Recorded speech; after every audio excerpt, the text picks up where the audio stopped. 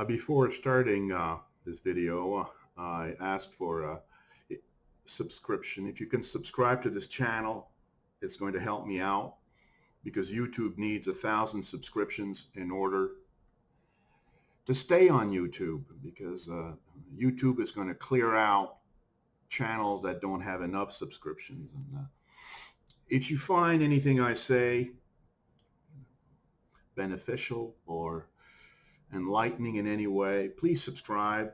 If you don't want to be notified and bothered by notifications, forget the bell icon, just subscribe.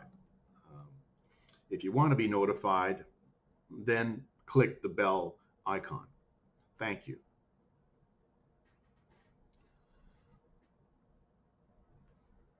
I have an earlier video speaks about education being a waste of time. I have this experience. I wasted 90% of my time in school. I learned 10%, reading, writing, arithmetic, and some of the thinking and some of the literature, some of the science. You know, it wasn't a complete waste of time, but it was a serious waste of time because most of the subjects that we learn in school don't make you a real life success.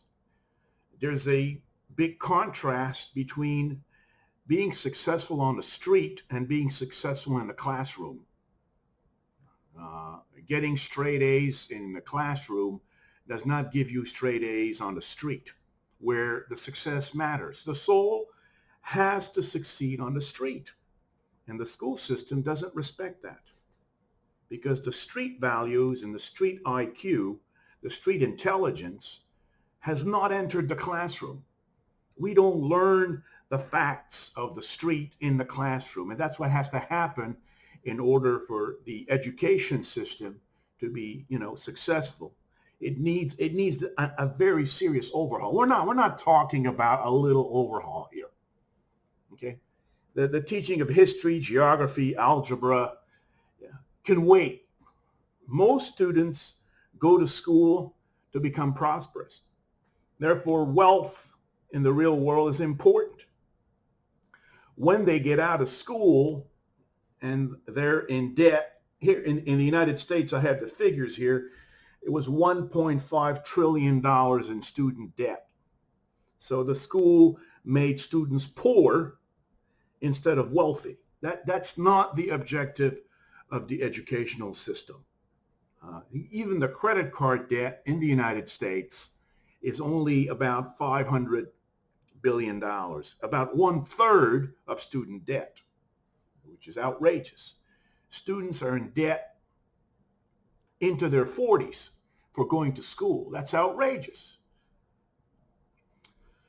When the government can find over $1 trillion to have a war in Iraq, and they cannot cover the education of their own students, there are just some kind of problems in the administration in the United States. But that's besides the point. The point is, what is good education? Good education addresses the first concern of the soul on earth is poverty. You need misery. We don't want poverty. Students go to school because they come from poor parents. They don't come from patricians and wealthy people are rare on the planet, very rare, less than 5%. So wealthy students are rare. Poor students is the norm, or middle class poor, just getting by.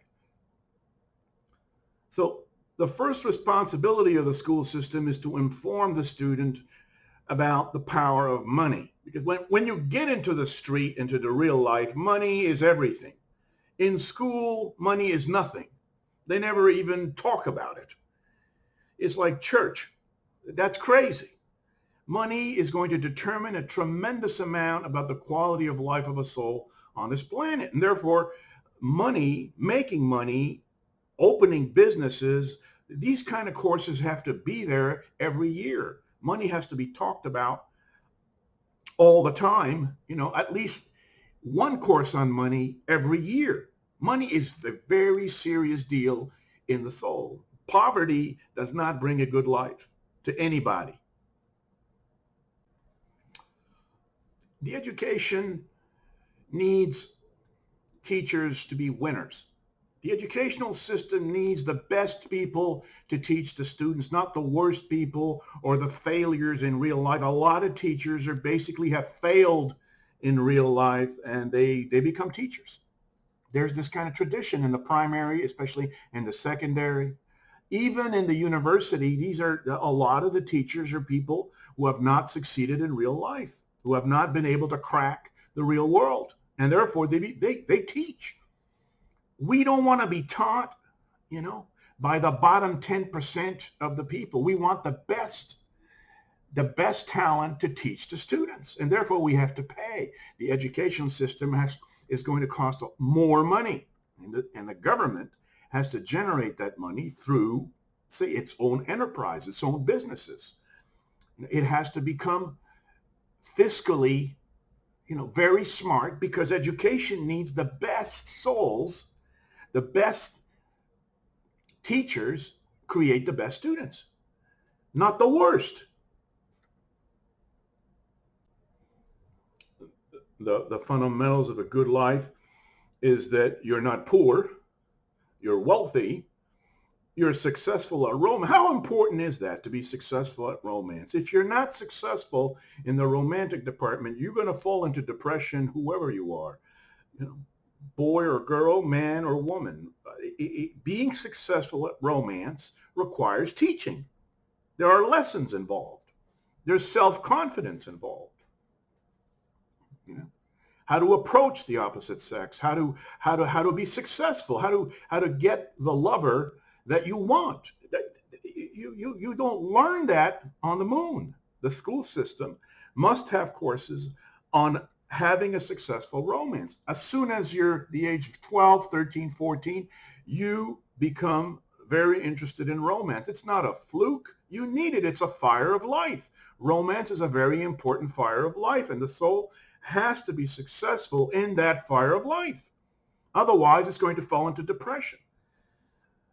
When a man can't find a woman, he falls into depression. He gets into alcohol, pot. When a woman is not successful in romance, she gets into depression as well. We need a good sexual development, which means you need to become a man or a woman. And sexuality is the fire by which we become men and women. And therefore, sex is not just for marriage and for kids. It's for the development of the personality. If sex is not available, the soul will fantasize about sex just to have that sexual experience. So sex in the real life or sex in fantasy life is essential. Some kind of sexual experience, whether it's a dream world type fantasy or real life sex, is important. We don't need to make babies when we're 18 years old. We need the sexual forces, the sexual energy. It's important. People who don't have sex when they're adolescents become adolescent cripples. Sexuality is very important for the physical development, for the animal self-development, for the emotional development. Sex is important for men and women. I mean, to create a society of chaste women is wrong. These women live only emotionally. They don't have an animal life. They don't have a physical life. They just want an emotional life and the life of a wife and having children. These are not exactly the best women. They're basically lifelong adolescents, which is what we teach our women. The schools do not teach power. Souls must be powerful. You need to be built as powerful, which means people need to listen to you. You need self-assurance. Whatever it is that you want in life, whatever your desires are, whatever you're attracted to is respected. Whatever you're repulsed from is respected as well. You need a self-assurance. The school system teaches obedience. You have to obey and just shut your mouth. You're not encouraged to have an opinion. And therefore, you feel that your opinion doesn't matter. You just have to follow the courses, get your straight A's or B's, and get out of the school system. The school system is a big castrator of the soul, which means it kills the power of the soul. It doesn't enhance that power. It doesn't want stars. It wants obedient servants. You know, they don't teach you how to build IBM in school. They don't teach you how to build Amazon. They don't teach you how to build a Microsoft.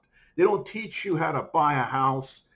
They teach you how to get a little job and pay the rent. They don't teach you how to be powerful. They teach you how to be weak. We need a very serious overhaul in the educational system. I spent 15 years in the educational system to become an idiot and to become powerless. I speak from experience. The school system has to become an adult-making institute, an adult-making academy, not a crippled adolescent academy, which is what it is today. We put out crippled adolescents who are not ready for the world. They're too weak and they're too stupid to make it in the real world. They're not ready for the world. The school has to make the student ready for the world. They even have to place the student in some kind of job because money, it turns out, is very important. We are not patricians who are rich, who want to study art and literature, and we don't need any money because mom and dad are very rich. Most of us are not rich. Wealth is rare in humanity. It's less than 5%. Most of us are poor or middle class poor, and therefore school needs to make the student wealthy, not poor and in debt. School puts out little angels with great moral ideals of saving the world before they save themselves. Right? In a world of crocodile laws, that's the street. The street is crocodile laws of power and money. That's the street. That street knowledge has to get into the classroom. We have to teach the student what kind of world this is. The street is very rough. It's very tough, right? And therefore, we need to build students who are tough enough for the world, not weak and being eaten alive by the world. We put out little puppies, little guppies that are going to be eaten by the bigger fish out there. That's not fair. Education is not fair. It's a great injustice to spend, almost 22 years from the ages of 6 to 28 in a school system that makes you a little guppy that's going to be eaten alive by the real world. Well, school is too long. I mean, from the ages of 6 to 28, they want you to do a PhD. You spend half your life in the school system, and then you get into the real world, which you don't understand, and you have to almost unlearn what you learn in school in order to be successful in the real world, which is a tragedy. The school system should end at the ages of 15, 16, 17 years old, and then you have to master the real world. The school has to be in submission to the real world, not an ivory tower looming over the real world. The school system has to be connected to the real world. The real world is the boss. It's the measure of life, the real world, not the school. The school is not a measure of life. It's what you do in real life that counts. Whatever you do in school, it doesn't really matter that much. It's what you do in real life that matters. Most students go to school to become prosperous, more prosperous than their parents. Usually the parents foot the bill, a very big bill, for the student to be in school because they want their children to have a better fate, a better destiny, a better life than the parents have had. So isn't it tragic that the school system fails, and the parents don't know what's going on in the school system. They're in awe of the school system because they've never been to school. A lot of the parents, they don't know what's going on in the school system and the kind of subjects that are being taught that are really life irrelevant for the most part, 90%, right? So we need a serious overhaul of the educational system.